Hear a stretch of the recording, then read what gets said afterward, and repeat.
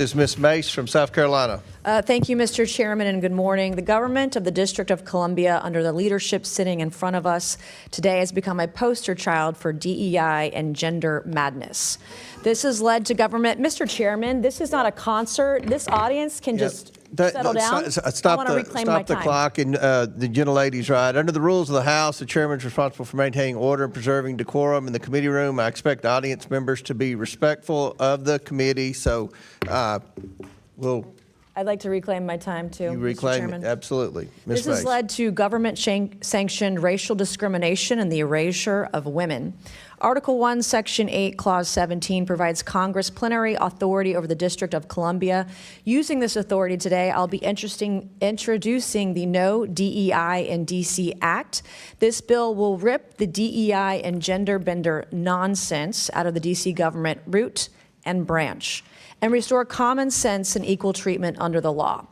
As the individuals charged with writing D.C. laws, signing D.C. laws, and enforcing D.C.'s laws, we have some questions for you on the meanings of some of the curious terms we have found in the D.C. Code. My first question for Mayor Bowser, it's yes or no. The D.C. Code makes numerous references to, quote, structural or institutional racism. Do you believe the D.C. government is structurally or institutionally racist? Yes or no? Yes or no? Is D.C. government racist, institutionally racist? Yes or no? All right, you can't answer the question. So my next question for Mayor Bowser, since you're going to sit there and placate or just be quiet, in Section 7-1234.02 of D.C. Code, you use the phrase child welfare involved birthing people. Child welfare involved birthing people. Can you explain to me what this means? I'm not that familiar with that part of the code. Okay, and so you don't know. In Section 7-1234.02 of D.C. Code, you use the phrase justice involved incarcerated and homeless birthing people and their non-birthing partners. Can you explain to this committee what that means? I would have to see the whole section. You don't know. You're literally the mayor of D.C. and you don't know your own code of laws. Well, I don't know them. All right, one thing we noticed the D.C. Code struggles to define is the term woman. So Mayor Bowser, what is a woman? I'm a woman. Are you a woman? 100%. Okay. 100%. I'm a woman. You're looking at one. Okay, good. You actually, in Section 3-703 of the D.C. Code, you use the phrase, the intersectionality of gender and race to create unique dynamics and effects. Can you explain what this means to the committee? Where is that, ma'am? Section 3-703 of the D.C. Code. Do you know what that means? No, you don't know what that means. So Chapter 14D of the... What happens when ideology collides with accountability? Today's video dives into one of the most intense congressional exchanges you'll see this year. Representative Nancy Mace of South Carolina takes center stage in a heated hearing, directly challenging the leadership of Washington, D.C. over DEI policies, gender language in law, and race-based government programs. What follows is a sharp, no-holds-barred interrogation that sparks tension, interruptions, and viral moments. Let's break it all down. D.C. Code establishes Mr. Chairman, the commission. I'm happy to answer questions. Mr. Chairman, I'm going to reclaim my time. This is not her time, it's my time. You can be quiet as I ask you questions, and then you can answer them. Ms. Mace. And then you can answer them. I'm not, Mr. Chairman, this is my time, not hers. I'd like to reclaim my time.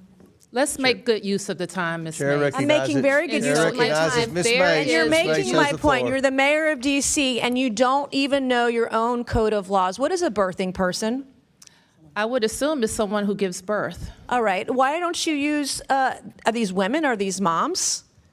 Do you think it's appropriate to call them birthing person? Can a man birth a person? Well, that's what I would call it, but I don't write all the laws, and I'm not familiar with every section. Can men get pregnant? No. Can men become women? Can a man become a woman? Yeah. Can a man become a woman? Miss yes Mace, or no? Can a man become a woman? Yes or no? Miss Mace, I'm not here to talk about that. Okay, my next question, Chapter 14D of the D.C. Code establishes the Commission on Reparations and a reparations fund to provide eligible African Americans monetary reparations or other forms of redress. Is it the position of D.C. government benefits should be provided to individuals on the basis of race? I believe that the legislation requires a study. Okay, I'm asking you, is it the position of the D.C. government that government benefits should be provided on the basis of race? If you're is the referring to question. that legislation, I believe it requires a study. Okay, I'm asking you a question. Do you believe that government benefits should be given out on the basis of race? That is the question. This is the third time I'm asking. We have any number of benefits programs, and eligibility is Okay. established. You're not answering per- any of these per program. questions. I'll give it to you. You're slick. In Section 2-1383 of the DC Code, you use the phrase social value of the LGBTQ community business economy to the district. Can you explain what this means to the committee? It means that LGBT businesses provide economic benefit to the district's economy. Do you think all businesses provide economic benefit to the DC economy? They should, or they would be out of business. Yeah, of course. All right, thank you, Mr. Chairman. I yield back. Thank you. Chair. If you enjoyed this breakdown, kindly like, comment, and hit the subscribe button for more political insights.